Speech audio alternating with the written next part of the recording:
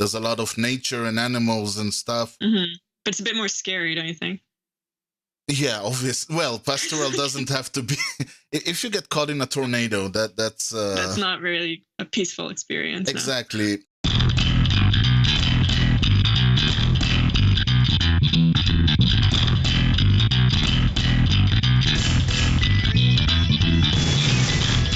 The levels would be outdated, of course, before anyone started.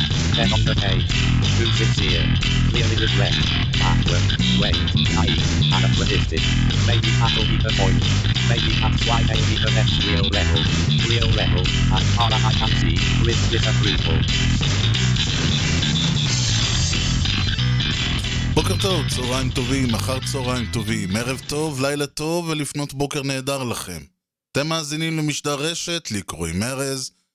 משדר רשת, פודקאסט בענייני השעה, שזה מה שמעניין אותי בשעה שבה אני מדבר.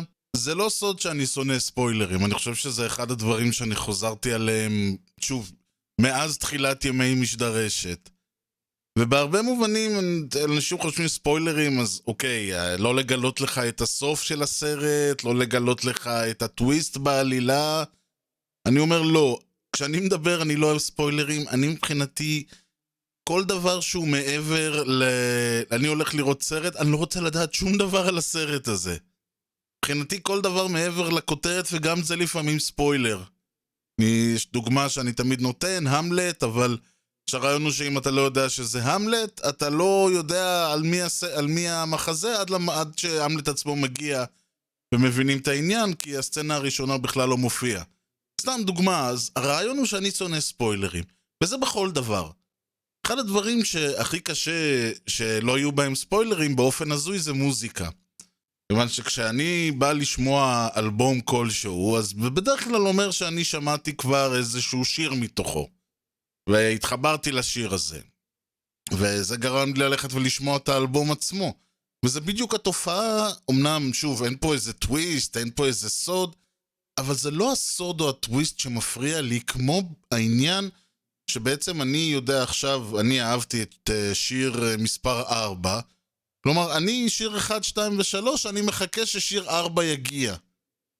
אז אני יכול לא להסתכל על רשימת השירים, אבל אז אני בעצם כל הזמן יושב ואומר לעצמי, אוקיי, הסתיים שיר, עכשיו זה השיר שאני מכיר. הסתיים עוד שיר, עכשיו זה השיר שאני מכיר.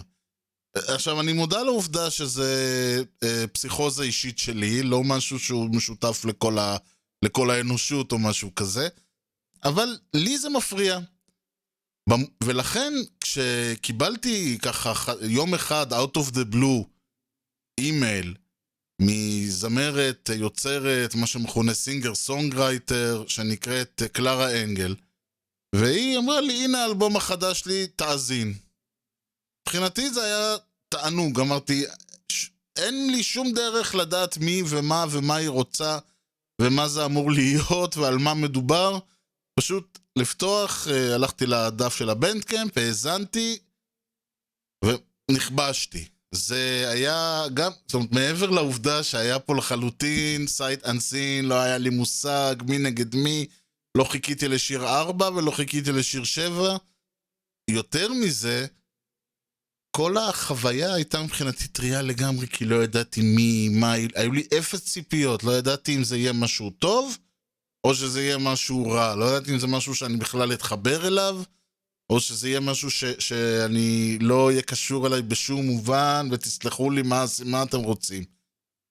אז מעבר לכל זה, גם ההנאה הייתה שגם אהבתי מאוד את מה ששמעתי, יותר מנכון לומר, מאוד אהבתי את מה ששמעתי. עד כדי כך שהדבר הראשון שקפצתי לראש היה, אני חייב לדבר עם היוצרת הזאת, אני חייב לדבר וככה להתחבר לה, כי אתם כבר אמרתי את זה, אני לא אוהב לדעת מה כוונת המשורר, ומה הוא רוצה להביע, ולמה זה, ולמה אמרת ככה, ולמה השורה פה, אבל כן, סך הכל מעניין אותי העובדה שאומן, או כל אומן, לקח מתוקף איזושהי השראה וחיבר בתוכו מילים ומוזיקה ועיבוד והפקה וניגנו ככה וניגנו אחרת, וזה בעצם מה שאותי מעניין כמאזין ובפודקאסט ובכלל, ואמרתי לה, בואי נעשה רעיון, בואי נדבר. האמת היא שכמעט קרה אסון טבע, גיליתי בערך אחרי איזה רבע שעה, 20 דקות לתוך הרעיון, שאני בכלל לא מקליט אותה, כלומר שומעים רק את הצד שלי, לא את הצד שלה. התעלפתי, אבל למזלי ולשמחתי, מה שהשיבה זה ספורט, והיא הסכימה, יאללה בואו נתחיל עוד פעם. אז התחלנו עוד פעם, ואני חייב להגיד באמת שהניסיון שלי לרדת, כי לפני שזה כמובן ישבתי והאזנתי לאלבום כל יום איזה פעם או פעמיים, בניסיון ככה להבין את הפלא הזה שנחשף בפניי. ואחרי זה באתי ופשוט אמרתי לה, אוקיי, בואי אני אגיד לך מה הרגשות ומה ההתרשמות שהציפו אותי בזמן שהאזנתי, כי זה סך הכל הרעיון של מוזיקה. להציף אותנו ברגשות, להציף אותנו ברעיונות, במחשבות, בדימויים, בכל דבר. עכשיו בואי אני אפגיז אותך, תגידי לי מה את חושבת על זה. זה היה רעיון מוזר, במקום שהרעיון יהיה שאני בא וחוקר את היוצר על מה הוא עשה, היוצר בעצם קיבל ממני המאזין את מה שאני האזנתי אליו, וחיוותה את דעתה על מה שחשבתי. אני צוחק, כי זה יצא רעיון מאוד מעניין, והוא מאוד מיוחד לדעתי, כמו שהיצירה של קלרה אנגל היא מעניינת ומיוחדת, ויותר מזה, בניגוד למנהגי בקודש, שאני לא משמיע מוזיקה, פה קיבלתי אישור מיוחד, אז בסוף הרעיון אנחנו גם נשמע שיר שלה, וכמובן אחרי זה אני אבוא ואשתף אתכם קצת בעוד כמה נושאים, וניפרד כמו שצריך. ועד אז אני מפנה אתכם אל הרעיון שלי עם קלרה אנגל, תבלו. Let's go back to, as I refer to it, the microscopic elephant in the room. Yeah. And because of COVID-19, I'm guessing you're at home now at Toronto? Yeah. So I'm not getting out much. So how is it, by the way, out there? Family, friends, is everybody at home? Yep. Everyone's at home. My partner's working from home. I'm working from home too. So. Okay. You did tell me that you've postponed or canceled a tour you had. Yeah. I was supposed to go to Chicago and all through the Midwest in the States. And it took a long time to plan. I was really excited, but all the news started to come in, and then I canceled the tour right before everyone canceled everything. I see. Well, So. at least you probably didn't have to cancel a whole band, or is it just you playing? Yeah, it's just me. When I tour, I just go by myself because it's much simpler. Okay. When you do play live, and if you say it's only you, so I'm guessing you don't have to rehearse a lot, you don't have to work on parts. Well, I still practice on my own, but Well, you should. yeah, I know. One should, but yeah, it's much simpler than traveling with a whole group of people. I But the see. musicians that I do work with regularly, we don't have to rehearse a ton because I tend to work with people who kind of they get what I'm doing, and it's very minimal. Still rehearse. We still rehearse, but I feel as though there's a few, like the drummer that I worked with, Paul Kolinsky, on this album. He's played on a whole bunch of my stuff over the years, and he just has a real feel for my music, and he kind of plays off my vocal phrasing and my guitar playing in a really wonderful way. And when you on a live show, do you have like guest musicians? Yeah, sometimes in Toronto, like Paul will join me. Oh, okay. So people yeah. who played with you on the album, it's not like you bring somebody and you say, "Okay, just it's C minor, just play something." No, I wouldn't do that because I don't trust people to not play too much. And the other thing, because the good thing about being your own band is that you don't have a set list, or you can play whatever songs you want. Yeah, you can kind of follow a thread of like whatever songs you want to play that night, you just play. I am restricted by the fact that I use too many alternate tunings. So I can't just jump from any song to any other song without a long moment of tuning. Because I'm not rich and I don't have like a set of all different guitars and different tunings that I can just grab. tell me something. I've been hearing a lot of alternate tuning, which I always thought was something only jazz players and Johnny Mitchell do. And all of a sudden, Yeah. a lot of players. I don't know if you've heard of this guy, the tallest man on earth. I've heard his cover of Gillian Welch's "Everything Is Free." Is that him? I have no idea. Why did you hear of Okay. it?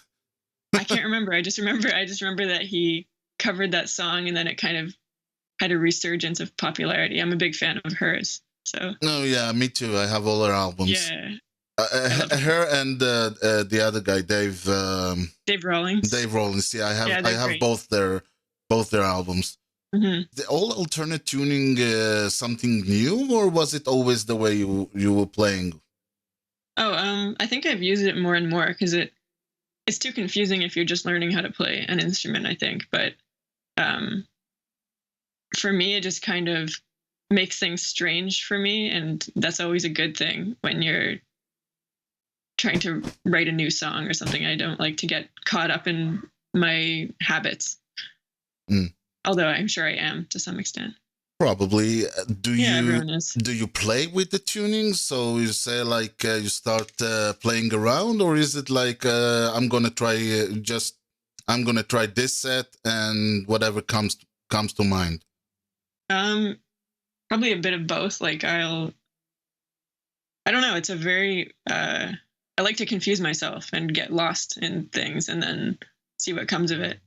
So and then I have certain like a fondness for certain sounds. I'm sure that I'll come back to, but it's not like I set out with a plan to be in a certain tuning. I just kind of end up there.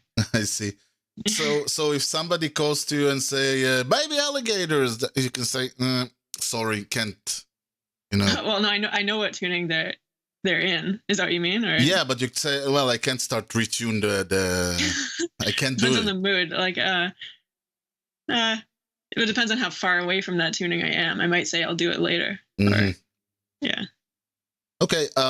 You have, and when I got to your Bandcamp page, I always like to look at whatever the artist did before, and you done a lot of stuff before. You have tons of album on your website. 2004 is the first one. Yeah.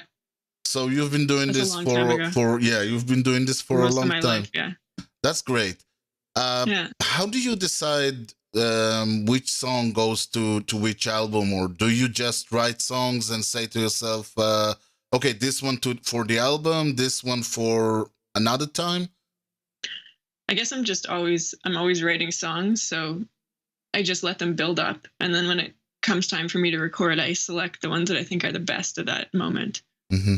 And then there's an element of randomness to it, I guess, because I think that when you're writing songs, even if you're not trying to make some kind of concept album or something that's defined by some era, it still is in some way, because if you are writing them at that time, it can't help but like seep into the material. So they kind of organize themselves in a way. So, I mean, nobody really does concept albums the way they used to in the 70s, I guess. But I Those think are pretty elaborate. Yeah. I mean, some people do. You do have a Canadian band called Fucked Up, which is actually doing concept albums. Maybe you've heard of them. I've definitely heard of them. I don't really know their music, but I didn't actually know they did concept albums. They do real concept albums with like rock operas, well, hardcore operas. Yeah. It's they're like basically the other side of the spectrum from your music, but they do have concept. But you do, I think people do more thematic. Another example, Funeral by Arcade Fire, or The Suburbs by Arcade Fire. Those are like thematics. It's not a concept, but it's a theme. That's true. Yeah. So do you use more, do you try to find a theme for an album and then say, okay, let's pick the songs that fit the theme? I feel like it's the opposite. I think that the theme kind of finds itself. Like for this album, there's a lot of animals. Right. Like kind of like weird, ghostly creatures that kind of moved between realms on the album. And that wasn't something that I planned, but it was something that I was pleased with when I noticed. Mm-hmm. And I did do one concept album when I did songs for Leonora Carrington. That's one of the albums that you might see. I forget where it is on my Bandcamp page, but it's like near the top somewhere. But right, it's like all songs based on the work of a surrealist painter and sculptor and writer, actually. So I'm jumping ahead. There is this feeling of I don't know the term. I know. I mean, I studied music like in high school, so. The whole idea, like this is like Clara Engel's pastoral, because there's a lot of nature and animals and stuff. But it's a bit more scary, don't you think? Yeah, obviously. Well, pastoral doesn't have to be. If you get caught in a tornado, that's not really a peaceful experience. Exactly, but there is the idea of a programmatic. Now I remembered. So there isn't the feeling of you being a little bit more programmatic than other, and this is why I'm asked about the concept album. Because programmatic, can you say, what does that mean? Well, the whole the first flute represents the lady and then you can hear the wind in the meadows. Right. And when you do an album based on paintings, that's a bit programmatic. Yeah, that's true. So, but I don't know if I have like a designated, like, I don't know. I use elements really sparingly. Like, I just feel like one note or one like melodic line can do a lot more than sometimes people might realize. So I guess the album's kind of minimal in that way. And so each line really stands out. But I don't have like a designated meaning or something I could explain as to why each of those things comes in. It's just that I had a really strong feeling that that's how it had to be. That's interesting. Actually, I'm on record saying I don't want to know what the artist meant, and it's funny because I don't either. Actually, I don't need to know. Yeah, and we're going to talk about the album shortly, but it's not going to be when you say, what does this line mean? I'm not going to do it. For me, it's like the last thing I want to know. Because I don't know. Because if I tell you one thing now, I'll probably tell you something else, like if you ask me again. So even better. So, but we are going to talk about your creative process, because as much as I don't like to, what did the artist meant, the creative process is really exciting to me. So for me, the idea of the music, what I liked about it, is that the music, the singing, and the guitar part works very well together. They almost sound like two parts of the same. It's not like a melody and an accompaniment. It's it's like it's like a duet or two voices in complementing each other. So when you write the music, do you start with the music? Do you start with the lyrics? Do you start with the guitar? How is usually for you the creative process? It always starts for me with the words, with like a lyrical idea. But the music is also very important to me, and I need to think about how I'm going to sing the words. So I think about words in a kind of a musical way, even before there's a guitar part. And I do play around a lot with the guitar parts before I come up with something where I feel as though they're both in sympathy with each other. Right. And like, you're right, they are interacting a lot, and that's why I don't record them separately. I record guitar and voice together. Okay. Because even the tempo will sometimes fluctuate, like in response. Like the vocal line will slow down a bit, and the guitar will respond to that.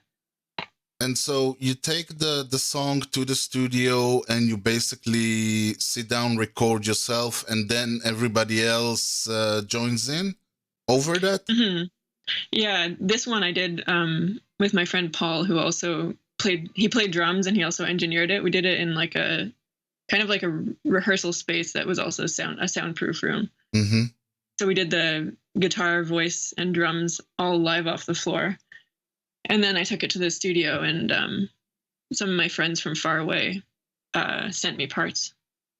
Okay, so the process is basically you have a friend who does slide guitar, and you ask him, can you do something over this? And he sends you parts back?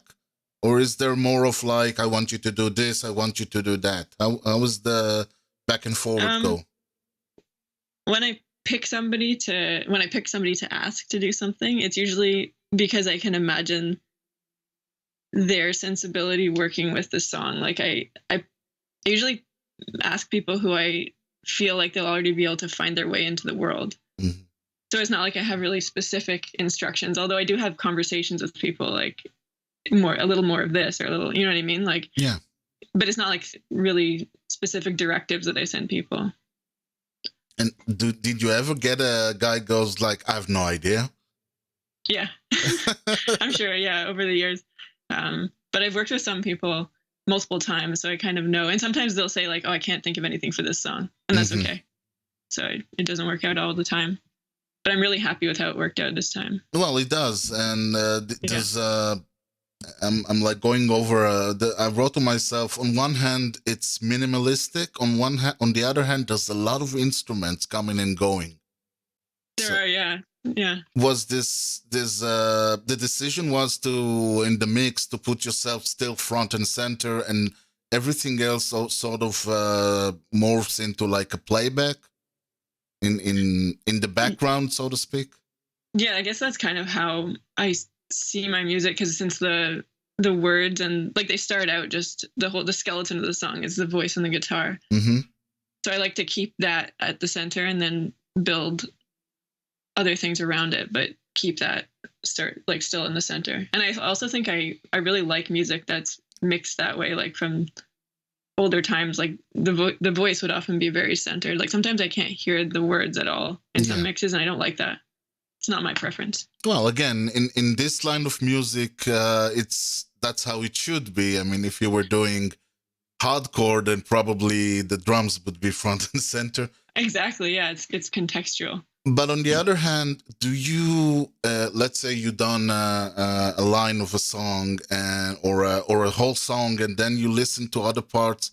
Do you then do you feel like sometimes you want to change a line or change a melody or change something because it would fit the other? Change like something that I am doing? Or? Yeah. Actually, I've never felt that. That's weird.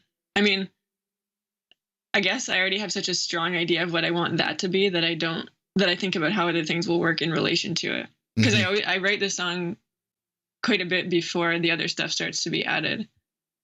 So yeah. How long do you spend in the studio? I'm asking. Not very long. Not very long. Okay, that's actually that's a good answer. Why? Oh well, you know Paul Simon. Oh my God! Yeah. I mean, I'm kind of the opposite end of the spectrum from exactly. Paul Simon. I'm like a bit brutally unperfectionistic in a way. Like I just let things go because I write a lot of songs and I figure there will always be like some kind of mistakes, quote unquote, on every album that I make, and that's fine. I just move on. I don't really believe even in like perfection. Okay. No, because he's at this moment he announced that he doesn't want to write any songs because he's enjoying the studio more. Wait, he doesn't want to write any songs. He's so into the studio job, so he decided to stop writing songs. That's funny. Yeah, it is. So what's he doing in the studio? If he's not writing songs in the studio? He's working on, I don't know. he spent like months working on sound. This is insane. Like just perfecting like a drum sound or something? Yes. Yes. Okay, see, to me, some people that's their thing, but to me that would drive me insane. Yeah, I can definitely see that. I'm a fan of things like one microphone recordings. Like that kind of thing fascinates me. When people just really make do with kind of not great situations, that's more fascinating to me than like perfecting something to the point where like you start to lose your mind. Which is interesting that you say that, because for me the first two things that after the title, which for me you could have called it anything. I didn't know anything because as I said, for me it was like going into a movie sight unseen. I don't even know if it's an action or a drama. It's not an action movie. Yeah, it's not.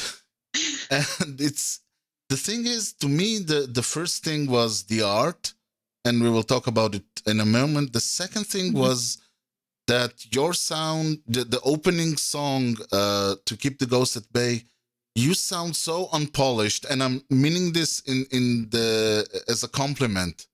It was like you said again, the whole idea was, to me, it felt like you were sitting next to me, not physically, but musically, so to speak. Yeah, I really like that. Yeah, and you didn't warm up, you didn't do anything. It's like, hi, my name is Clara, and this is the song, and you started singing. And of course, when you get into it, the album begins to pick up speed, but it sounds so rough, so unprepared. Mm-hmm. I love things like that. Like I seek that out in music that I listen to. So, and I think we get farther and farther away from that sound with all of the like multiple takes that people do, and kind of like getting the perfect phrase for every, like people who one song is actually like 30 performances, which I'm not putting a judgment on it. It's just like not what draws me to music. Like I want to keep an element of a live performance in it. Of course. To each his own, and I think your strength is in this kind of performance. But isn't it a bit? Don't you feel a bit, like, okay, this is my first impression. Somebody, again, sight unseen, comes listen to me, and this is the first thing he hears, and isn't it like saying, I don't know, somebody would go, oh, that's amateurish or whatever. I'm trying to be very devil's advocate here. Yeah. Well, then they're probably music that they listen to is probably pretty removed from what I listen to. Okay, so you're saying this is a way for me to play to my own audience. Yeah, I think so, and I think there's a big appetite for that kind of sound more and more. Like of just people playing in a room. Like I think people do kind of miss that if they're hearing only music that's very, very processed. Well, during the past couple of months, we did get a lot of people playing in a room, I think. That's true, yeah. But sometimes the sound quality of that leaves something to be desired. So you're saying like this is best of both worlds. We get people in the room, and it's a studio quality. With a decent microphone, yeah. By the way, what made you decide to release the album? A lot of artists postponed albums because they couldn't do publication, they couldn't do the hype, the tour behind the album, and all that. What made you decide to still release it despite the whole COVID thing? Well, so I had to cancel a tour that was supposed to be in support of this album, but the album was still finished and still needed to be released, and I'm like completely independent, so I do all the promo and etc. So I'm at home, I can still send the album places with email and stuff, so I decided to just do it anyway. Because like what else was I going to do? I can't tour, and I don't know how long I won't be able to tour for either, so right. Well, the upside is people have a lot of time at home, so they can listen to the album over and over. Exactly, yeah. Let's talk about the album a bit. Hatching Under the Stars. And I'm how do you say it? Hatching Under the Stars. Okay, good. I always worry about my accent. The art is amazing. I've looked into this. I'm guessing like a Kiwi Bird, and that's my thing. And yeah, it feels sort of like that. Yeah, it feels so perfect to the album. When did you draw it? I drew the Kiwi Bird in November because I was doing the Inktober challenge, when you try to make a drawing every day for the month of November. There's a challenge every month. I know. I can't remember which month. It's October. Everyone does like a drawing every day. So that was one of my Inktober drawings. And it was probably one of my favorites that I did. And it's like I said about concept albums. Like I didn't intend that to be the cover, but at the same time as I was drawing that, I was preparing to record all those songs. So I feel like the spirit of the haunted Kiwi Bird kind of like is similar to the spirit of a lot of the songs that I picked to be on the album. So the drawing and the songs were created at the same time, or was this way before? What do you mean? The songs, a lot of them had been written before I drew the bird, but I was still finishing a couple of them when I drew it. Okay, so the state of mind was there, you're saying? Exactly. And I mean, they're kind of both coming from the same source, right? Like, well, my brain. So exactly. within a short-ish span of time. So my concerns are kind of gonna go into both like avenues of expression. And you do the art for all your albums? Lately, yeah, that's been the case more and more because I've been doing more visual art over the years. It used to be sort of a side thing, and now it's become like not as central as music, but pretty important to me. Well, it's more of a total you in this sense. I would say. Yeah, I like it that I can kind of like give a visual element as well. Now, the thing about the album, and as we said, there's you front and center, guitar and singing, but on the other hand, there's a lot of instrumentation. And I found, to me, was this sort of, because the guitar, first of all, is very, I don't even know how to say it, like pointillist. There's a lot of... Yeah, I like that. Yeah, it's not like a rolling playing, and so the rhythm, the inner rhythm of the song is very sporadic, very pointillist. But on the other hand, the singing and the play and the background musics are like long notes, sliding notes. Yeah. To me, this was again everything. I liked everything about this album, so I'm kept going to say this was bad, this was good, this was good, but. Again, this was this a conscious decision for you to use those flutes and ocarinas and slide guitars and all those. Well, the friend who did the ocarina, that was a big surprise. I sent her a bunch of sent her 3 songs, and she like plays a whole bunch of different instruments and just sent back some amazing parts to me. So I was really happy and surprised. I never would have thought of the ocarina, but I think it works perfectly. Yeah. Especially like people send me back a lot of stuff and then I kind of pick from it, but she went kind of above and beyond and did a really nice clarinet arrangement for Preserved in Ice, which I really love. Yeah, and the ocarina especially is, I think it's sort of, you listen, you think you listen to a guitar, but then you realize it's this sort of flute sound, more of a wind instrument. It's a very unusual sound. Yeah. Yeah. So, but was this idea of contrasting one with the other, again, a conscious decision, or was it just something that came into being? Sort of like the kind of almost staccato guitar, and I think that's unconscious. It's also kind of the nature of the instrument. Like I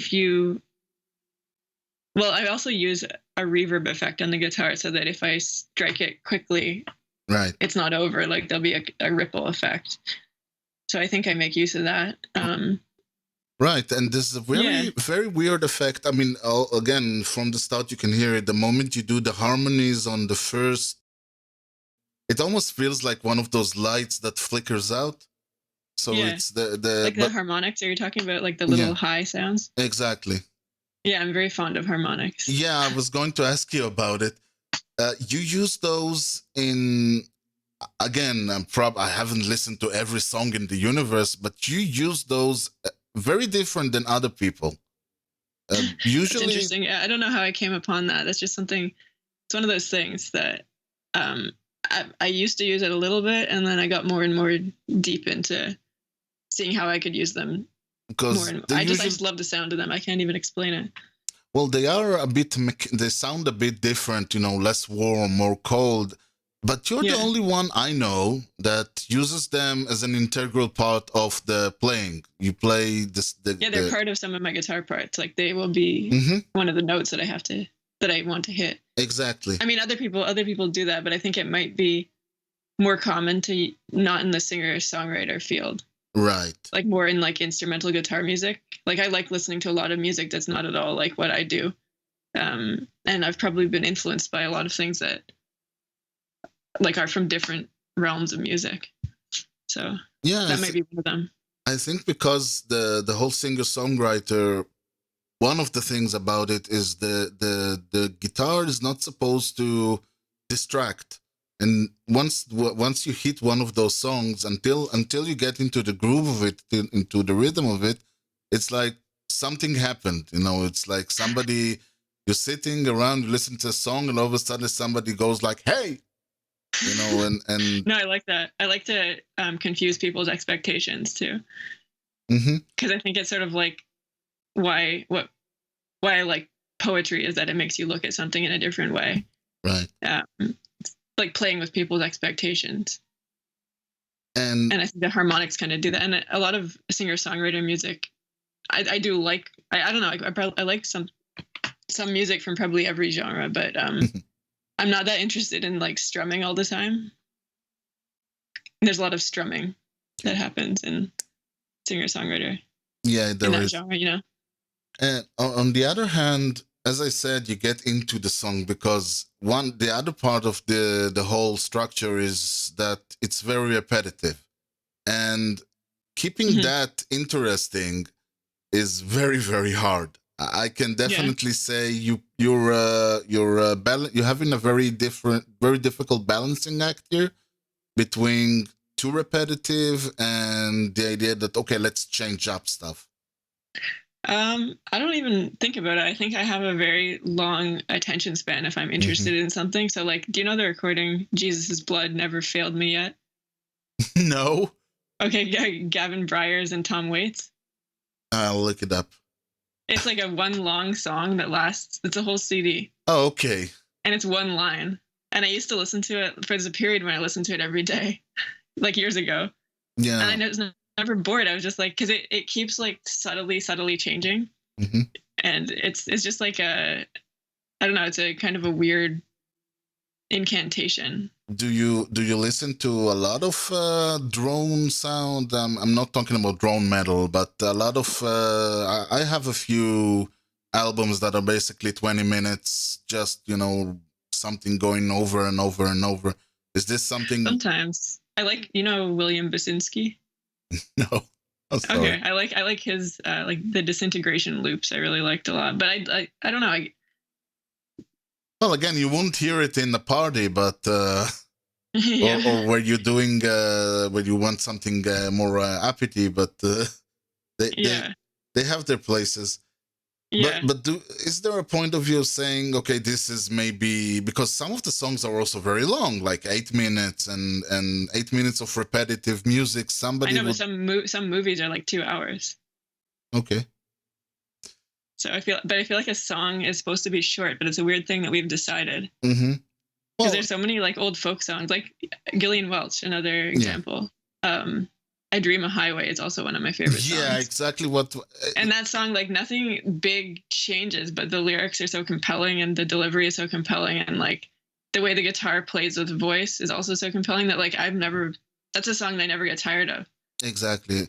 And this is exactly what I wrote. Eventually, you don't want the song to end, which is exactly what happens with that Gillian Welch song. Yeah. When it ends, you go like, "Oh, already?" And that's like that Gavin Bryars CD that I was talking about. Okay, I'll put. Except that's even more extreme because it's just one line over and over again. I'll put a link in the show notes for that. Yeah. And obviously listen to it myself. I'm a sucker for those things. Yeah. So the opening song, To Keep the Ghost at Bay, it's basically, as I said, a declaration of sort of fragility. As I said, you don't come in, welcome to the show or whatever. It's very as the song progressed, you move into a more assured, more let's say based. There's 2 parts to the song, I think. Well, there's a first, there's a coda at the end, but the idea that you start with something which is less on your 2 feet, and then you move into something which is more based. Mm-hmm. Can you tell me a bit how did that came to be? What was the idea behind? Unlike other songs, this is where you have like 2 different parts. Well, that one I did write 2 different parts too, like at separate points in time, which like doesn't always happen with all my songs, but it seemed like it called for it. And I think the fragility of the opening, like it's kind of intentional and unintentional because like I'm singing at the very bottom of my range and also quietly. which is one of the hardest things to do, I guess. And like if I was singing it live, it would kind of come out the same as it came out on the record, which is what I wanted too. I didn't want it to sound. I wanted to preserve the fragility in it. Can you do it on a live? Can you sing that way? Yeah, I can. I've sung it many times live. I mean, it sounds different because there's not like all the musicians playing on it who played on it. It's even more fragile, I would say. Yeah, I guess so. Or sometimes maybe it's more bold sounding. Like it depends on my mood or my voice that night. So the idea is that I think, and to me, there's a lot of emotion in the album, and the music serves the emotion. And again, I have to go back to how much of this is planned and how much of this just, you wrote the lyrics, you had a state of mind, and it just, how much of it was like, let's call it by chance or by inspiration, and how much of this was like, okay, I need a different part because the lyrics demands more of this. Well, there's an element of that because when I'm writing the song, like sometimes it'll go through multiple like incarnations where it has like a certain guitar part and then I don't feel like it's working well enough, so I work on it some more. So that's, I guess, deliberate, but it's always in service of like fitting the emotion of the song. Right. Does that answer your question? Or? Yes, it does. How do you call this is French, I think. Oiseau rebelle. Can you say it again? Oiseau rebelle. Okay, I was not going to be even close to that. It's like rebel bird.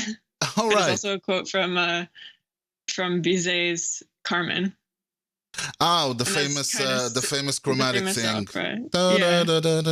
Yeah, exactly. All right. Love is And it's funny because the guitar part originally, it sounded like a really slowed down version of the instrumental lead into that song from the opera. Right. So it's kind of a bit of a joke internally for myself, but also it does talk about a songbird, so I thought I would use that title. Well, we did say there's a lot of animals in the album. A lot of animals. Now, again, there was one of my favorite ideas in music is, let's call it the procession. So you start with one person and a guitar, and then another instrument arrive, and then another instrument. I love that too, as you might have noticed. Yeah. But the idea was, on the other hand, it's all so subtle. It's not like you get halfway to the song and the drums begins to kick in and then the guitar. Yeah. So again, you had to balance this so very gently between adding more instrumentation. Like we end up with another voice. This is, I think, one you end up with a male voice. Am I correct? A backing vocal on that song. Definitely a lower voice. Cinder Ash. Yeah. So it's like all of a sudden we end up with another voice, but on the other hand, you had to keep it. Was this a lot of studio work? You had to Well, it's a matter of like tweaking the levels of, so it's not overpowering. But that particular singer, Cinder Ash, is a really versatile singer. So I think they just kind of modulated their voice, so it was really quite seamless to fit into the mix like that. Well, okay. Speaking of on the next one, Preserve the Nice, there is an I would even say like a folk choir at the end there. Feels that's like all me. I'm singing with myself. Yeah, but the idea was it felt a little bit like something you would hear, like in a caravan or whatever, some sort of.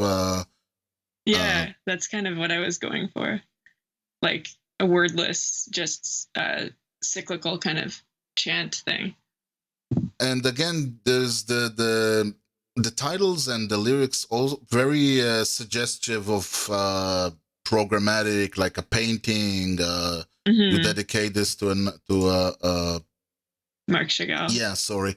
And but on the other hand, again, you can take all that away and still enjoy the song because it doesn't shout. It doesn't and this is what it means, or this is. Yeah. You mean like it's not instructing you on how to interpret it? Yeah, but on the other hand, it does give you a very strong suggestion.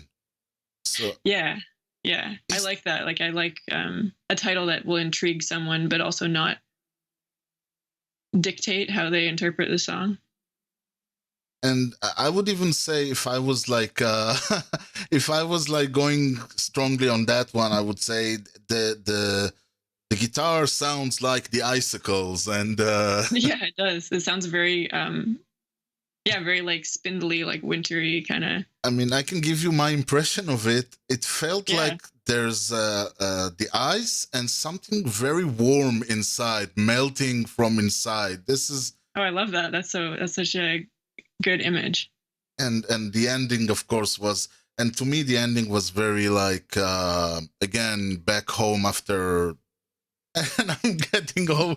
I'm like, this is the last place I want to be when I'm talking about music. But for me, it was after this whole thing, you come back to like the cabin in the woods or the cabin on the ice, and you Yeah. sit next to the fire and listen to. Yeah, that's nice. Okay, speaking of titles, Baby Alligators. Yeah. I was like, and you have to understand, I'm not sitting with the lyric sheets or with the thing, and all of a sudden the first thing is like baby, and I'm baby. I know. The last word I would like to hear from you, I thought, I know. until the second word came in, which was alligators. I know. That's what one of my friends said, the same thing, that I was like really messing with people's expectations there, because you hear the word baby and you immediately think, oh no, like what is this? Like it's kind of just a silly pop song, right? Right. But then alligators changes everything. So Exactly. I like doing that. I especially like doing that live because I think it does confuse people. So this time I did. So once I listened to that, I ran into and read the lyrics. This is not your typical. I think there's a very very strong case for poetry in here. I would Yeah. the I definitely- I wrote prosecutor poetry before. presents Baby Alligator as prosecution evidence number one for poetry. Oh, you mean a case for in favor of poetry? In general? favor of poetry. In if I'm accusing you of being a poet, this would be like. This would be number one This evidence. would I'm be happy for to be me. accused of that. I feel sometimes like I should have been a poet, but I like music too much. But your poetry Yes. is musical. It's I know, but I There don't is- feel part of either. Like I don't feel part of that world. Like I'm not a published poet or anything, but I definitely like. I read a lot of poetry and I have a lot of appreciation for words, and I feel like that's pretty evident with my music. But Now- and I also feel like I want poetry to feel more urgent than it sometimes does, like less kind of snotty and academic or something.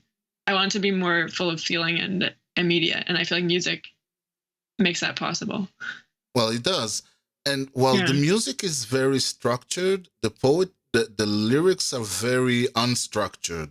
And I'm not talking In that just song in particular. well, specifically in that song, but I Yeah. think throughout the there's a rhythm, obviously, but it's like the metaphors are all over the place. It's Mhm. stream of conscience from whatever. I don't even know where to. It's like Yeah. one of those you can pick up every line and you don't even know where you are. And if I said that baby was the last word I wanted to hear from you, and alligators was even worse than that, and they Really? yeah, because again, baby was, I don't know, I don't understand how this come into the conversation, and all of a sudden alligators and laundromat and I don't know, But if station you listen to static. each of those verses on its own, like baby alligators hatching under the stars, if you listen to it as a whole, it's much different than just listening to the word baby or alligators. But this is how you start the song. I know, but it has to start somewhere to go somewhere else. Well, you do go Right? somewhere else, and again, we're not. Yeah. It's not. I'm not going to ask you for interpretation, but just baby Yeah. alligators hatching under the stars. On the love song never written, sung by skeletons in an underground mall. I'm like, okay, this is blasting my mind, because this is what poetry is. It It's bombards supposed you. to do that a little bit. Yeah, it bombards you with metaphors and words, and each word means something different to somebody else. But this is like heavy Yeah. artillery. Yeah, but it's also strangely enough, I would say it's the poppiest song on the album. Like it's the one that's gotten the most radio play of any of them so far. Because it's catchy. It's like it's got a chorus and it's got a bit of a faster beat. So even if I'm singing about something kind of completely unrelatable, people seem to like it. So this is the single, you say? It's a single. It's also the shortest, I think. I can't remember. I don't really keep track of the lengths of my songs. I can verify that you are correct. Yes. It's 4:19 and the shortest, actually the only one under 5. Wow. Yeah. The only one under 5, yeah. Yeah. Now your voice has, so far you were singing a lot, you were doing a lot of different ideas and different things with the songs, and then you open up in Any Creature. Was this a conscious decision? Because up until then, if Any Creature was not in the album, I wouldn't have noticed that you were sort of keeping some sort of, it feels like you did turn the heat a bit up vocally. Really? To me. Huh. Okay. I didn't even know that. Okay. But I guess I'm singing in a bit of a different way. Like that song is kind of it reminds me a bit of some doo-wop music, strangely enough. Like almost more, like a bit bluesy, I guess. Mm-hmm. Yeah. I don't know. I guess and the rhythm of that song is kind of distinctive. Okay. But I don't remember singing in a different way. I guess I sing in a slightly different way in all the songs. Well, you do. How would you describe the difference? Let's say there's more, again, I'm not saying that you were singing, holding back, but singing out more. Yeah, singing out more, allowing yourself to play with your voice a little bit. Changing, I can see that. Changing taking the melodies differently, and your melodies are very unexpected, surprisingly, despite the fact that there's a lot of repetition. But this one has a bit of more swing. The voice swings in different ways. Interesting. Yeah, I can see that. I don't think it was conscious. I think it was just that's the way that song developed. Well, it's like the idea. I'm like giving you my impression, and you can give me your. Interesting to hear and you can give me your impression of my impression.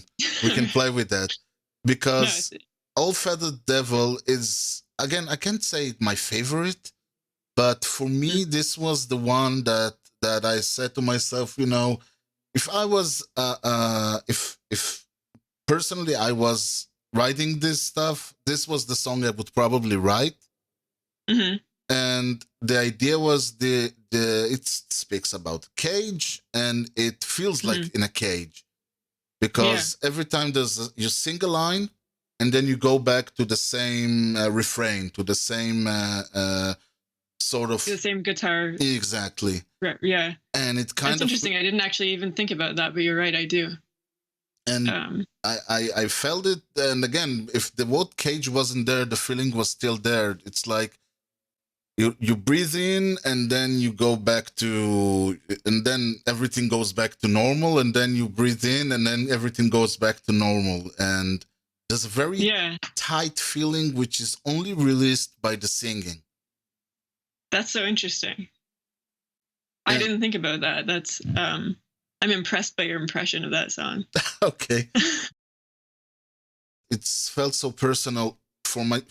It felt like you were, to me again, it felt like you were tapping into something inside me in that song. And again, even in the even without the lyrics, which are again very profound for me. Thanks. Yeah, that song took maybe it was one of the ones that took me longer to write, I think, looking back, because it's long, and I wanted to get the lyrics sort of just right. But I also feel like there's something, like, I don't really like using the word mystical, but there might be something, there's a bit of a tone of that in that song. And it's also the longest. Transcendent. Pardon? And it's also the longest. It is the longest, yeah. And I do love a long song. And again, when it ended, I was like, already? needs to be 16 minutes. Exactly. Exactly. But it's good thing that it ends because the next one is song number 7, 7 minutes. I love those things. 7 minutes past sunrise, which is the most beautiful song in the album. Thanks. You have to. That's also, I'm really happy with how that one turned out too. Well, you should. And can you, I don't know, what happened there? Tell me about that because creation-wise, this was the one that was most interesting to me. How did this song came to be? What happened there? There's a bunch of different things that happened, but I can tell you one thing that happened. I read the book Far from the Tree. Which I've never heard of. You haven't heard of it? Wait, I'm forgetting the author's name. Andrew Solomon, sorry. I just finished reading that book, and it's about kind of families where someone is born and it is and something marks them as being very different from the rest of their family, and they have like chapters on different things that can make that the case. It's a very moving book, and I would recommend it. But that was one of the influences of that song. It's also kind of just about the randomness of terrible things happening and like bad luck, but sort of in a detached way, where these things are just always happening, almost like a black cat wandering onto a random car of a train. Right. I don't like to explain my lyrics. No. There's also like a more personal aspect to that song, but I don't even like to say it because it feels like it's narrowing the meaning of the song. Definitely, as I said, there was never. I don't even want you to go into that. I was thinking like more when you created it. It said you read a book and it gives you something because the music is very optimistic. I think the lyrics are very. I don't even know what confused or unoptimistic in the sense. And the lyrics are more dark, and also I think the chorus is quite different from the verse, like in terms of tone and also tone and meaning, like, and even I'm playing, it's more major sounding in the chorus, although I'm never really that major key. I like things to be a little bit unresolved melodically. And your tuning, I'm guessing, plays a big part in that. Yeah, it does. And also I'm playing in a pretty weird voicing in that song. Like I'm in a weird tuning, and then I'm also using some weird fingerings. It took me a while to find the thing that sounded right for that song. Okay. In the guitar part. Yeah. That one uses harmonics pretty heavily. Yes, definitely. Let me ask you something. What do you prefer, questions or answers? Questions. All right. And the reason do you mean like in general? Like in general, do you like the question, finding what you don't know, or getting answers, certainties and things I don't like certainties. I don't even think that they are usually very convincing to me. I'm a big question person. Well, because here is again, I'm looking at my notes, and this is I'm skipping over Little Blue Fox. It's a cute song. And I love it, but we're talking for a long time now. Yeah, it's true. So, in Difference of Fire, I found myself thinking, okay, she has a lot of questions. As again, there's a lot of uncertainty in the entire album. There's a questions without answers, but I feel there is an acceptance of that. It's not like I want to. It's like, okay, I'm looking at the world. It's not a perfect place. It's not the greatest. Some things are good, some things are bad. But I accept. But there's a comfort in accepting it. Yeah, I think that's a good interpretation. Like the tone of that song is pretty different than all the rest of them. And even my headspace when I was writing it, I wrote that one last. And it's kind of, it almost feels like from a different perspective from a lot of the other songs. I wouldn't say it offers a big like resolution or answer, but some kind of maybe quiet acceptance. Yeah. And there's a comfort in that, I think. Yeah. When you say you prefer the question, you preferred uncertainties, I think because, in modern times and all that, we when we were like 100 or 1,000 years ago, we had all the answers. You were told who you are, where you are, what you're gonna do, where you're gonna be in 20 years or 30 years if you're gonna live that long. Yeah, we had much less choice, I guess. And now we don't know anything. And to me, it's knowing that, accepting this, learning, finding the comfort in that, I think is personal philosophy here. I think this is like the uncertainty best. Or like an acceptance of an uncertainty at some level. Mm-hmm. Yeah. No, I think that's a good interpretation of the song. Yeah, and to me, there's something about, again, the album is like a travel. You start with uncertainty, you end with uncertainty. You start with fragility, you don't end with everything nailed down. And no. It does. I find fear and comfort simultaneously. I find sorrow and warmth simultaneously. And I really think you've done something amazing in here. And I'm basically the next thing after I finish with this would go and start binging on everything else. Oh, well, thank you.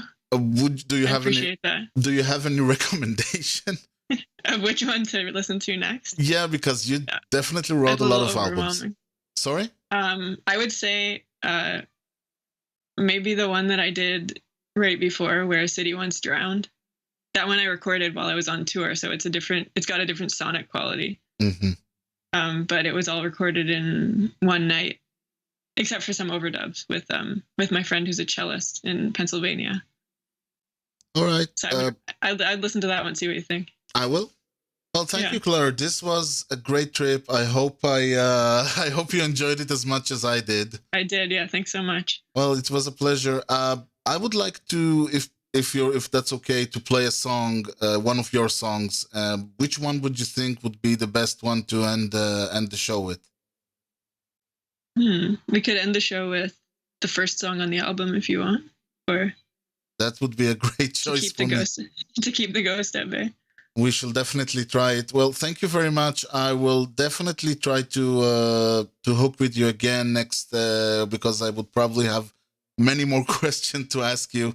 But I really appreciate the time and the effort you given me. This was definitely a journey. Yeah. Well, thank you so much. Thank you too, and goodbye. Bye.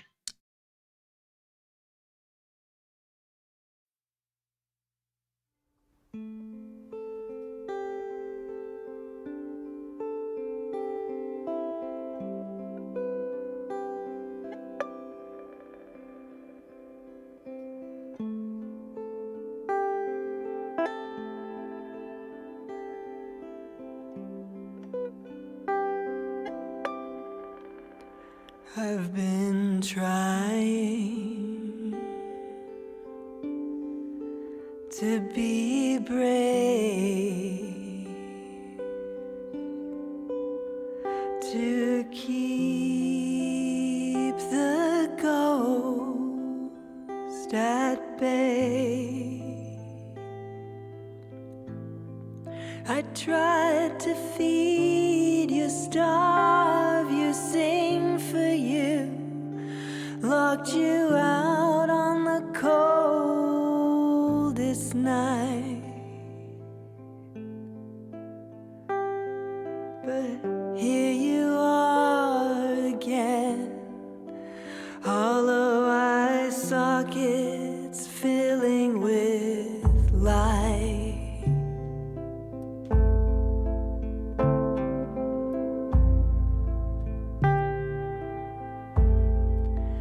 I've been trying to behave,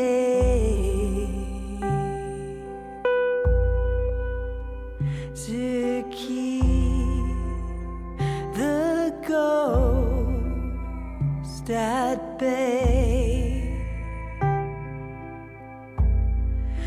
Memory rises up like smoke and falls in a full-blooded tide. calcified forest floods with light.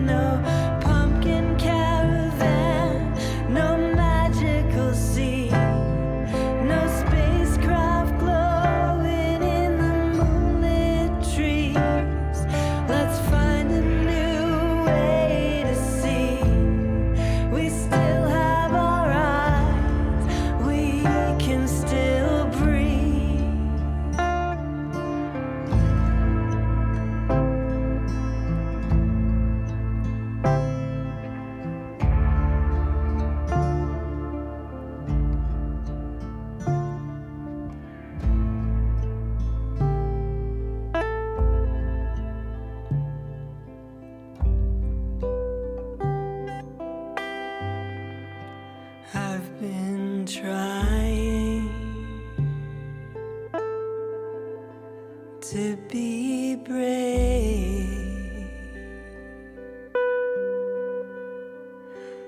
to keep the ghost at bay.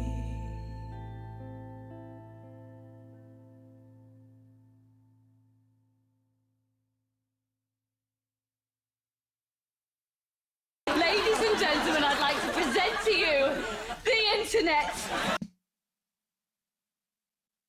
הייתי אומר וואו, אבל אין הנחתום מעיד על עיסתו, אז אני אומר אחרי שאני מאזין למה שהיה, אני אומר וואו, לא בתור מישהו שהיה חלק מהשיחה הזאת. אבל זה באמת היה וואו מבחינתי. זה עד כאן רעיון וכל זה. תראו, יש סך הכל, ואני לא אומר את זה סתם, אנחנו נמצאים, ואני יודע שזה נורא, אוקיי, אין מה לעשות, אוקיי? לא יהיה עוד מוצרט, לא יהיו עוד ביטלס, לא יהיה עוד באך, לא יהיה עוד, אני לא יודע מה. אבל מצד שני, בניגוד למישהו שחי במאה ה-18 ולא ידע מי זה באך, למרות שבאך, אנשים חושבים שבאך היה איזה סלב, איזה סופרסטאר, לא. אף אחד לא ידע מי זה באך בחייו. כלומר, אף אחד, אני מדבר כמוני וכמוכם, לא... וגם אחרי מותו, ולקח זמן עד שהיצירות שלו התגלו, ומוצרט כידוע מת חסר קול, וכל מיני שטויות כאלה. וזה לא שהעמך ברחוב ידע לזמזם את הסימפוניה השמינית של בטהובן, כל מיני דברים כאלה, שאני אומר, לנו יש את היכולת להאזין למוצרט ולבאך, וכמובן לכל מה שהיה בשנים האחרונות, והיכולת שלנו ליהנות ממוזיקה והיכולת של יוצר, כמו קלרה אנגל וכל יוצר, להגיע לקהל, להגיע למאזינים, להגיע, שוב, היכולת שלי כארז לדבר עם מישהי שנמצאת בטורונטו, בקצה השני שלה, לא כל כך הקצה השני של העולם, אבל אקרוס, כאילו, מעבר לים ומעבר ליבשות, ולדבר איתה ולקבל את כל לדבר עם היוצר הזה, ולקבל את כל הדברים, ולשתף בעצם בחוויה, זה משהו שלא היה קיים שנים. כאילו, תחשבו למשל איך זה היה נשמע בשנות ה-80, בשנות ה-90 אפילו. כמובן שלפני זה, מי כן היה מצליח להגיע לאומן? איזה אומן היה בכלל מצליח להגיע לקהל? אני לא מדבר קהל בישראל, אלא קהל בקנדה או בארצות הברית.